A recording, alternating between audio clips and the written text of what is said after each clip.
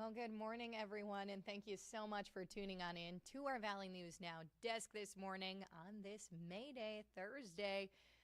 Looking like a pretty gloomy day we've got on our hands. You can see traffic moving on the interstate on our Corwin Skycam here. You can see the raindrops on the camera here. Little wet out there this morning, but yeah, thank you so much for tuning in to our Valley News Now desk. I'm Alex Larson. So for those of you who are new here, this is a new thing we're doing around this time frame on weekdays to kind of just recap what we've gone over this morning, as well as we've got on schedule for the day ahead. So you can expect to see this on Facebook, YouTube, and of course streaming on our website and our apps. So we're going to hop right into it this morning. We had a little bit of action, a crash on University this morning. I'm going to pull up this video for you here. We're waiting to learn what led to this crash in Fargo. So the call came in just after 3:40 a.m. This is to the intersection of University Drive South and 15.5 Avenue South. So this is kind of near the Hornbachers on University. You can see a white car with pretty heavy damage being towed from the scene. We don't really have any word yet on if anybody's hurt, but we have reached out to Fargo officials, so we'll continue to update you as we learn more on that situation. And a Minnesota man responsible for killing 21-year-old Isaiah Johnson is going to go to prison now for 4 years. We'll pull up some video for you here. In February of 2021, Isaiah and Elijah Viestens had been drinking at a bar. Now, they were headed downtown when they crashed at 90 miles per hour. Isaiah, you can see him there, was thrown from the vehicle, and at the time, Elijah was only 19 years old. He did call 911, but told them Isaiah had been driving and then left before help got there. As part of his plea deal, leaving the scene was the only thing he was ever charged for, as long as he did not break probation rules. So he had just 2 months left to serve on his probation before he was cited for DWI. That was back in October of 2024. So he will be headed to prison again for 4 years. North Dakota Board of Higher Education is going to conduct an internal review. Now, that's following the release of records this past weekend pertaining to the criminal investigation into former state senator Ray Holmberg. If you remember, he was just sentenced to 10 years in prison. So in that statement, the board said it learned individuals previously affiliated with its institutions or board may have been connected to the investigation. Now, the board does say that review is to determine if there were any violations of policy or law or a failure to report misconduct. They didn't name any specific people or institutions, though. Board did indicate that review is going to take some time, but they would be transparent in their findings. Board also said, in part, we intend to be proactive and diligent, and the scope of our internal review will be comprehensive. Moving on here, tomorrow night, the case of the 2007 killing of Anita Knutson in Minot. It's going to be featured in a special 2-hour episode of Dateline.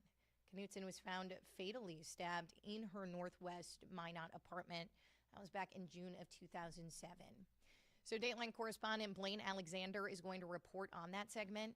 That's going to feature interviews from Anita's family, friends, as well as law enforcement involved in that case. So that episode, that's going to air at 8 p.m. Central Time again tomorrow. That's going to be on KVLY. And a man was arrested on Monday after police say he chased a woman and threatened to kill her in Grand Forks. So a woman was trying to get to her car after work, and Thomas Lofgren is now charged with terrorizing in this. The woman said he approached her, demanded cigarettes, and then threatened to kill her when she said she didn't have any. Police say he then chased her to her car, but she was able to get away.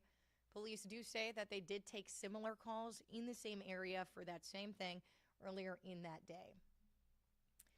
And a 37-year-old Fargo man's been sentenced. That's to serve 32 years in federal prison. Comes after police say they found more than 1,000 images and videos of child sex abuse material, including kids as young as infants, on his phone.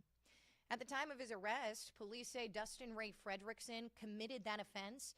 He already had 3 prior convictions for having sexual contact with minors as an adult. Now, Fredrickson was also ordered to pay $18,000 in restitution to the victims who were identified in the videos and images recovered from his phone. And a Fergus Falls woman's now been arrested after police say she threatened a bank employee during a dispute over just a $2 charge.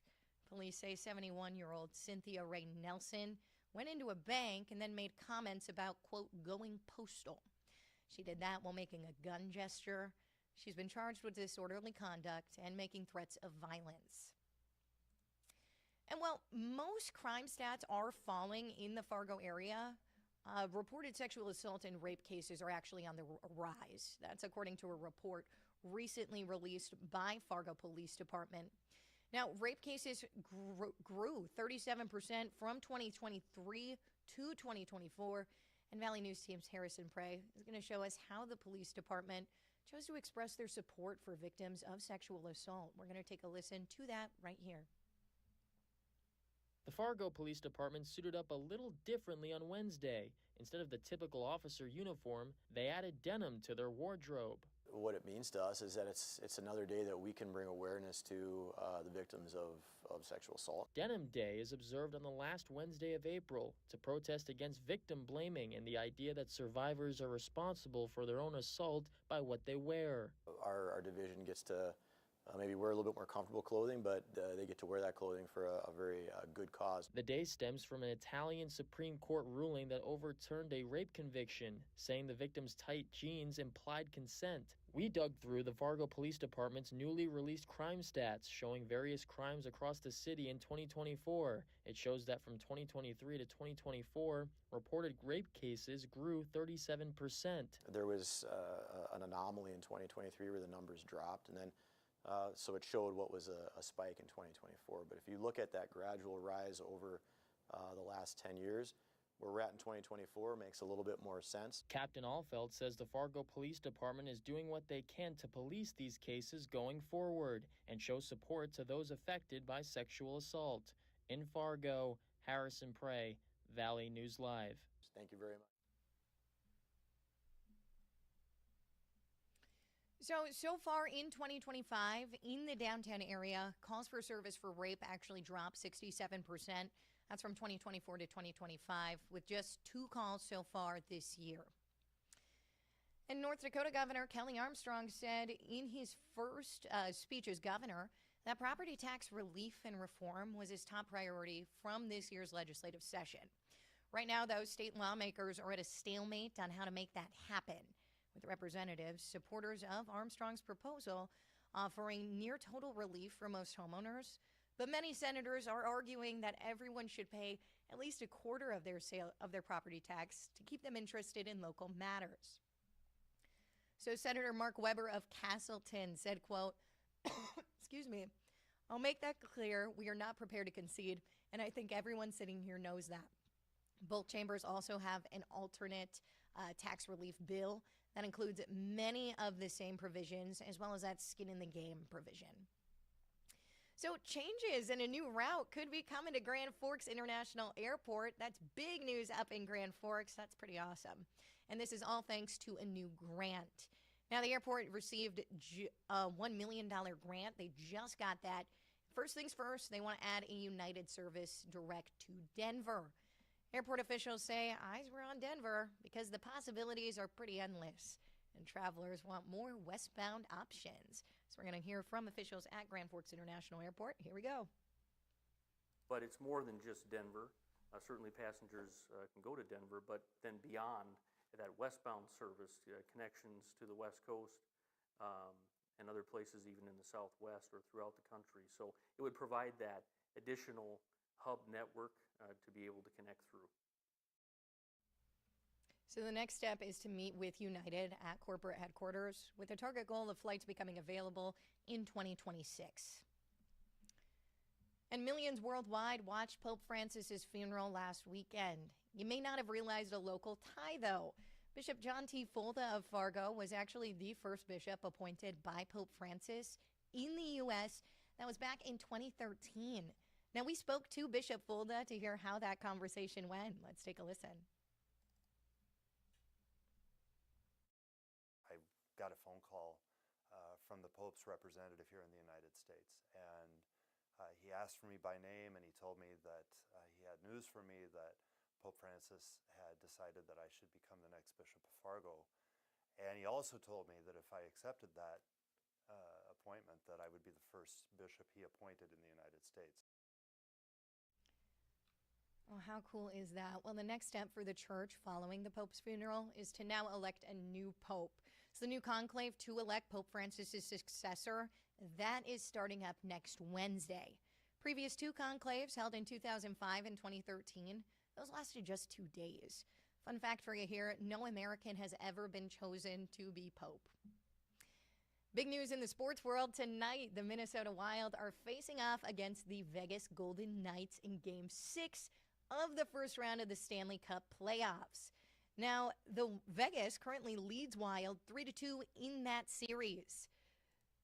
So, in Game 5, the Wild saw their starting goaltender, Philippe Gustavsson, leave the game after the first 2 periods with an undisclosed illness.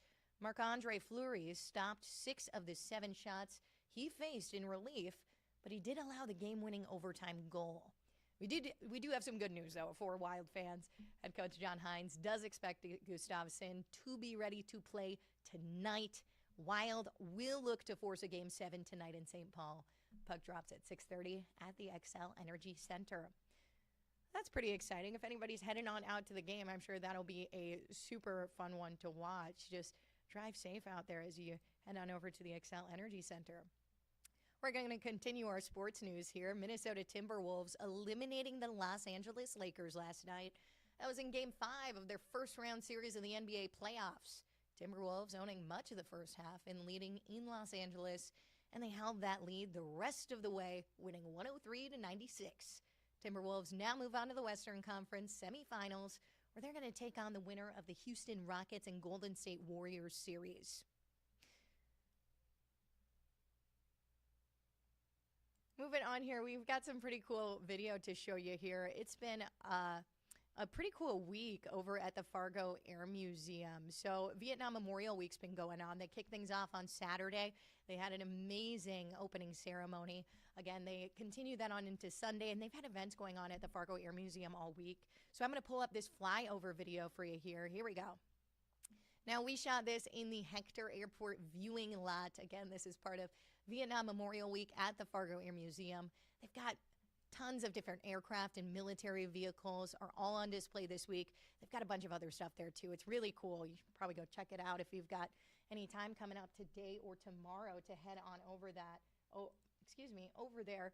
Pretty cool to go check out. Now, we do have that little bit of a gloomy day here in the valley. I know many of us are probably wondering when that rain is going to roll on through and come to an end. Well, I'm going to take you on over to our website quick here. We're going to get a check with our First Alert Storm Team, okay? Okay, I'm going to share my screen with you here. We're over on the Valley News Live homepage here. We're going to hop on over to our weather tab. Looks like meteorologist Lisa Green just updating this for you 21 minutes ago. She says Mayday showers before a dry, warming weekend. So there's a lot to look forward to here. Looks like we're only in the Fargo area, going to climb on into 61. And I only say 60, only 61, because check this out, what we got in our 11-day planner. Tomorrow we're looking at 58, but Saturday, 72, Sunday, 79, and Monday, keeping that trend of 79. Lots of nice weather as we kick off this month of May. And look at that. It extends through our 11-day forecast. Pretty comfortable weather, if you ask me. Well, that's about all I got for you today on our Valley News Now desk for our Valley Today morning recap. You can find this again every weekday morning around this time on our Facebook page, our YouTube page, as well as our website. I've been setting push notifications to let you know when we're starting things up over here so you can follow along. But remember, we will keep you up to date on air and online throughout the day. I'm Alex Larson for the Valley News Now desk. Have a great rest of your Thursday, May Day. See you tomorrow.